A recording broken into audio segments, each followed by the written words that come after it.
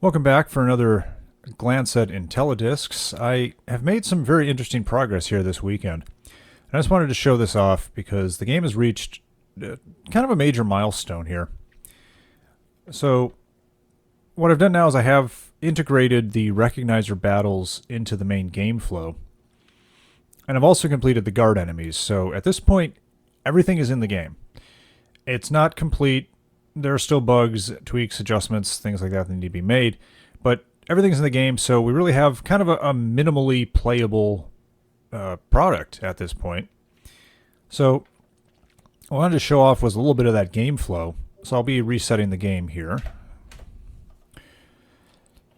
Now, someone on the Atari Age forums had pointed out something that I had never realized before, and is right there in the game manual, and I just had somehow glossed over it. And that is that if you warp from one side of the screen to the other through the doors, that causes the recognizer to appear once you've cleared the wave. I had no idea. I mean, the completely changes my understanding of the game.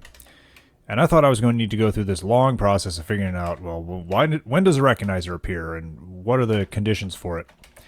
Turns out it's easy. You just go through the doors. So right now I'm playing and trying to bring a recognizer out. Need to get some doors opposite each other, which I don't seem to be getting right now.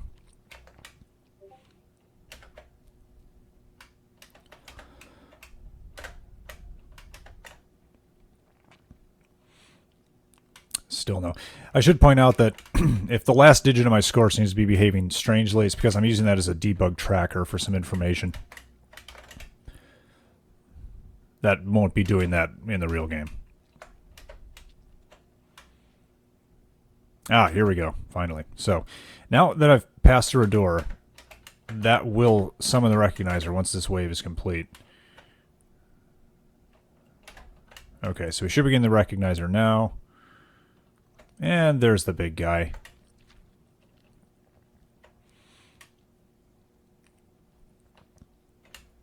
Let's see if we can knock him out. Ah, got him. That little white mess around this eye right now will be the sparks. The object is in place, but I haven't actually gone ahead and made it do what it's supposed to do yet. And now we transition back to the main game. Here we are. So the game flow is there. I was able to fight enemies, bring the recognizer out, defeat it. The new enemies show up at the appropriate parts. It's like a little bit of tweaking to go on there.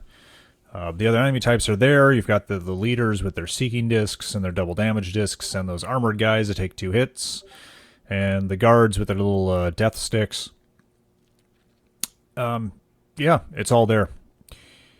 So next week, I'm probably going to release a first playable demo.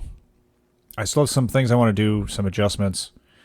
And there are still bugs I know about, and there's probably bugs I don't. And I would like to fix some of the ones that I do know about if I can before I release this demo. But